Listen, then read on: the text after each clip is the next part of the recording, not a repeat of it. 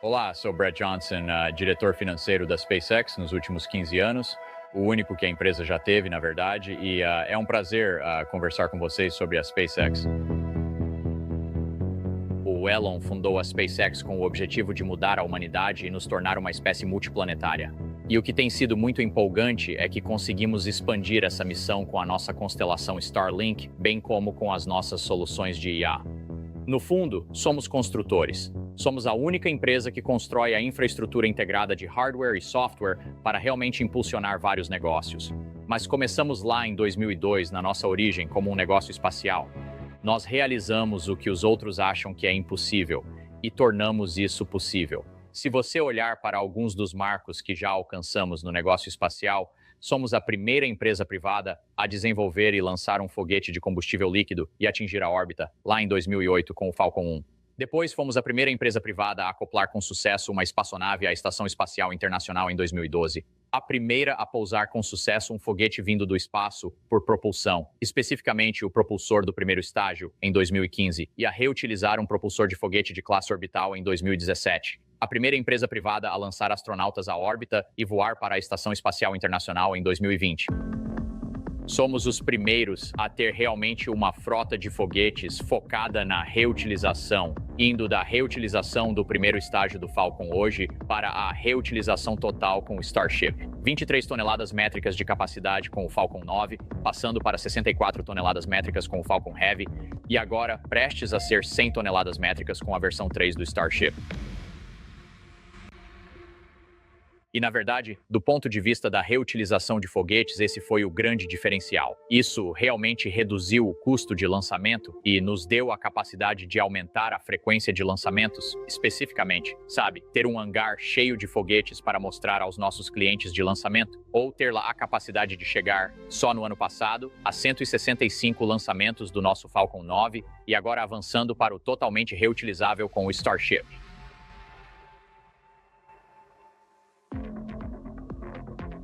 O Starship realmente tem uma capacidade sem precedentes do ponto de vista de eficiência de custos. Se você olhar para onde este setor estava historicamente e onde conseguimos chegar apenas com a reutilização do primeiro estágio na classe Falcon, onde conseguimos reduzir 85% do custo histórico, agora estamos olhando para um veículo que foi projetado para trazer uma melhoria de 10 vezes, mesmo em relação a onde já éramos líderes do setor com o Falcon.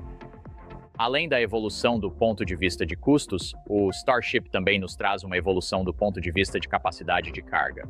Então você vê que com o Falcon 9 na categoria descartável, sem falar no Falcon Heavy com 64 toneladas métricas, passando para 100 toneladas métricas com a versão 3 e já começando a trabalhar na versão 4 no projeto, que deve dobrar isso novamente para 200 toneladas métricas para a órbita. Nós falamos sobre a missão e certamente sobre como a realizamos. Um dos motivos pelos quais conseguimos fazer isso é que aplicamos o que o Elon chama de o algoritmo. E o algoritmo começa, antes de mais nada, tornando os requisitos menos idiotas. Questionar os requisitos é uma parte fundamental da nossa cultura. Depois passamos para a exclusão de peças e etapas do processo, e você vê isso como exemplo na foto aqui, onde tem a primeira versão do motor Raptor à esquerda indo até o Raptor 3. E depois que você exclui as peças e as etapas do processo, você passa para a otimização, aceleração e automação. E agora passando para o negócio de conectividade. Sabe, de novo, o negócio de conectividade é realmente viabilizado pelas nossas capacidades essenciais de lançamento. Nós já lançamos e operamos uma constelação global de banda larga de alta velocidade e baixa latência, também conhecida como Starlink. E realmente achamos que a Starlink é uma constelação de satélites incomparável. Os satélites V2 que voamos hoje no Falcon entregam 96 gigabits por segundo por satélite, e voamos cerca de 27 satélites por lançamento. Mas os satélites V3 que estamos prestes a voar na segunda metade deste ano são um salto enorme em capacidade. Na verdade, por lançamento em um Falcon hoje, comparando os satélites V2 com os satélites versão 3, é uma melhoria de 20 vezes em relação à capacidade por lançamento com a versão 3. E, de fato, isso se traduz em, com 60 satélites voando por lançamento no Starship e cada um deles entregando cerca de 1 terabit por segundo, que seremos capazes de voar 61 terabits por segundo de capacidade de downlink por lançamento do Starship que está por vir. O que isso rapidamente significa é que após 20 lançamentos do Starship, estaremos lançando 1,2 petabytes de capacidade por ano. Quando você começa a falar em petabytes, você começa a ver a rede Starlink como uma porcentagem do tráfego global de internet. Também é importante notar que, pelo fato de estarmos entregando do espaço, conseguimos entregar em muitas áreas, e em muitos casos onde a rede terrestre simplesmente não consegue. Sejam áreas de baixa densidade populacional, sejam áreas muito remotas, seja em topografias muito desafiadoras, onde você simplesmente não conseguiria lidar com isso de uma perspectiva terrestre, ou no lado da mobilidade, no ar, no oceano. E temos sido capazes de demonstrar repetidas vezes a capacidade de levar recursos, serviços e comunicação para áreas em zonas de desastre. Nós temos a maior rede de internet via satélite do mundo, com cerca de mais de 9.600 satélites. Se você olhar para todas as outras juntas, elas são uma fração do que é a nossa constelação. Na verdade, representamos 75% de todos os satélites manobrar ativos em órbita neste momento. E a nossa base de usuários está se expandindo significativamente. Terminamos 2024 com cerca de 4,4 milhões de usuários. No final do ano passado, tínhamos praticamente dobrado o número de usuários, ano a ano, chegando a cerca de 8,9 milhões.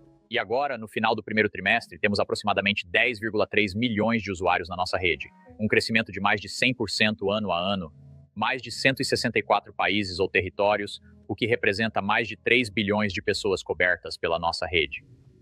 E, à medida que mais e mais empresas e setores buscam resiliência e confiabilidade como capacidades críticas, você começa a ver a Starlink sendo adotada como a solução principal, ou pelo menos de backup em muitos locais fixos também. A aviação especificamente eu preciso destacar porque há uma atração enorme. Você vê um anúncio quase toda semana agora sobre outra companhia aérea falando sobre a adoção da Starlink.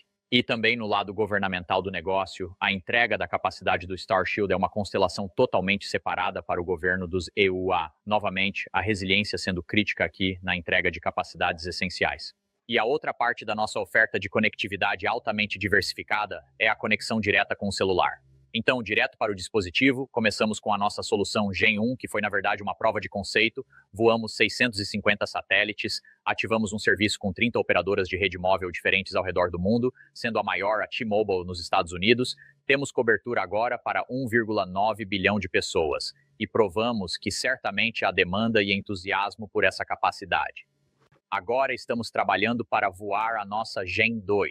Isso é qualidade 5G total no seu celular. Acho que essa será a evolução transformadora para conectar as outras 3 bilhões de pessoas no planeta que realmente tinham ficado de fora da exclusão digital. E por fim, o nosso negócio de IA. É muito empolgante falar sobre onde estamos do ponto de vista de IA, porque isso novamente segue o mesmo modelo de negócios repetível de que falei, aproveitando essa capacidade incomparável de lançamento. Nós pensamos em seguir o mesmo caminho que fizemos com os outros negócios e realmente dominar toda a cadeia de valor até o cliente final. O que fazia mais sentido era termos o nosso próprio modelo de fronteira e sermos capazes de capturar todo esse valor, e foi exatamente isso que fizemos. Nós temos agora o maior supercomputador coerente do mundo, com o Data Center Colossus 2, que montamos com o melhor processamento da categoria, especificamente os GB300, esse da NVIDIA. Temos o primeiro cluster de treinamento em escala de gigawatt, a primeira instalação de baterias Megapack em escala de gigawatt lá também, e fomos os primeiros a implantar os GB200 e 300 em escala significativa. E então, sabe, ter um consumo nominal de processamento de 1 gigawatt é algo realmente incrível para nós.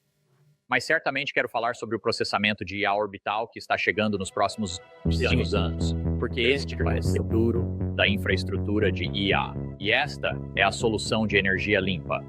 Esta é a solução que realmente aborda algumas das preocupações relacionadas ao surgimento de data centers de IA. A capacidade de distribuição que outros podem achar que é uma limitação relacionada a isso, nós já demonstramos com a nossa rede Starlink hoje. E ter, essencialmente, custo operacional zero, porque você está aproveitando a energia do Sol, e o resfriamento é por radiação térmica do satélite, torna isso prontamente disponível e incrivelmente eficiente em termos de custos. E por isso, estamos expandindo essa capacidade agora, e essencialmente aproveitando uma enorme quantidade de recursos que já temos instalados. Sejam os propulsores de propulsão iônica, sejam os links de laser intersatélites entre os satélites, o computador de voo ou as rodas de reação. De novo, muita tecnologia que de outra forma seria um obstáculo para fazer isso no curto prazo, nós já temos instalada. É por isso que sentimos que somos a única empresa que pode fazer isso em um prazo viável. E o que importa em relação à infraestrutura de IA é realmente criar esse modelo de negócios, onde, se você começar bem no topo e aproveitar essa capacidade de conectividade que temos para gerar essa vantagem de infraestrutura para nós passamos direto para o ciclo de aproveitar isso, gerando uma melhoria na qualidade da inteligência e reduzindo o custo ao mesmo tempo do nosso custo por token, monetizando isso e direcionando esse reinvestimento de volta para esse ciclo de infraestrutura. Nós certamente demonstramos a nossa capacidade de monetizar essa infraestrutura com parceiros importantes do setor. Por exemplo, assinamos um acordo com a Anthropic recentemente para dar a eles acesso e hospedar o modelo deles no nosso data center, ao mesmo tempo em que nos permite fazer investimentos no nosso próprio modelo, com um exemplo disso sendo o acordo que anunciamos com a Cursor relacionado à melhoria da nossa própria capacidade de programação nos nossos recursos de computação. Então, continuando no caminho da monetização e aproveitando a nossa, que acreditamos ser a melhor do setor, implantação de computação de ponta, e, ao mesmo tempo, continuando a investir nos nossos próprios modelos para ampliar ainda mais essa monetização no futuro. Eu seria negligente se não falasse sobre o fato de que acreditamos que um dos nossos diferenciais em relação aos nossos modelos é certamente o fato de que os estamos projetando como IA avançada de busca da verdade desde o início. Certamente é um dos motivos pelos quais o Elon entrou no negócio de IA, para começar a ter esse modelo focado na busca da verdade. Nós certamente também vamos aproveitar a plataforma X que temos instalada agora, que realmente nos traz informações em tempo real. Dados em tempo real são, eu acho, críticos o tempo todo, e não sei se existe um lugar melhor para obter dados em tempo real do que no X. Então, a nossa estratégia de crescimento começa com o espaço, aumentando as nossas cargas úteis de lançamento, alcançando a reutilização total do ponto de vista do Starship, e, certamente, com o tempo, abrindo mercados totalmente novos no setor espacial. Mas o que isso faz imediatamente é permitir que o nosso negócio de conectividade cresça significativamente. E agora a IA também, onde não é apenas o crescimento da nossa própria plataforma no lado da infraestrutura, mas também nos permite começar a hospedar outros e desenvolver essa parte do nosso modelo de negócios de IA. Então, há quase 6 trilhões de dólares de mercado disponível que estamos buscando, na verdade, em 3 partes. Estamos nos movendo mais rápido e mais barato do que outros no setor, mesmo em relação à implantação de computação terrestre. E achamos que, com o tempo, o mercado de IA corporativa será gigantesco. Portanto, um mercado total endereçável incrivelmente grande que estamos buscando, sabe, mais de 28 trilhões de dólares. Não apenas estamos posicionados para esses mercados hoje, mas acho empolgante falar sobre onde parte do crescimento futuro, além disso, realmente já está acontecendo. E certamente, quando você começa a falar sobre o espaço, começamos a falar sobre transporte ponto a ponto terrestre, manufatura ou produtividade, potencialmente mineração de asteroides no futuro. E acho muito empolgante também a economia lunar. O fato de estarmos no caminho certo nos próximos anos para colocar os pés de volta na Lua, sendo capazes de construir capacidades sustentáveis na Lua, acho que nos próximos anos será uma evolução tremenda para a humanidade. Sentimos que já tivemos um histórico estelar em relação à alocação de capital e criação de valor. Sabe, se você olhar até mesmo na vida da empresa, a partir de um negócio espacial e de conectividade, o fato de que realmente só captamos 9 bilhões de dólares e criamos o negócio que temos hoje, com o ano passado gerando sozinho 7,8 bilhões de dólares em EBITDA ajustado positivo, ao mesmo tempo em que investimos para o futuro com mais 3,6 bilhões de dólares em P&D só no ano passado. Acho que, claramente demonstramos, tanto no lado da alocação de capital quanto na criação de valor, que é disso que se trata o nosso trabalho. E o que isso significa do ponto de vista financeiro na receita bruta é que ela continuou a crescer significativamente ano após ano após ano. Na verdade, só em 25, mais de 30% de crescimento ano a ano. Bem quando estávamos começando a expandir, essencialmente no negócio de conectividade, ao gerar esses cerca de 19 bilhões de dólares em receita, também geramos quase 7 bilhões de dólares em EBITDA ajustado positivo só no ano passado. E então, na parte do negócio de conectividade, você pode ver o aumento significativo, onde crescemos cerca de 50% em 2025 ano a ano.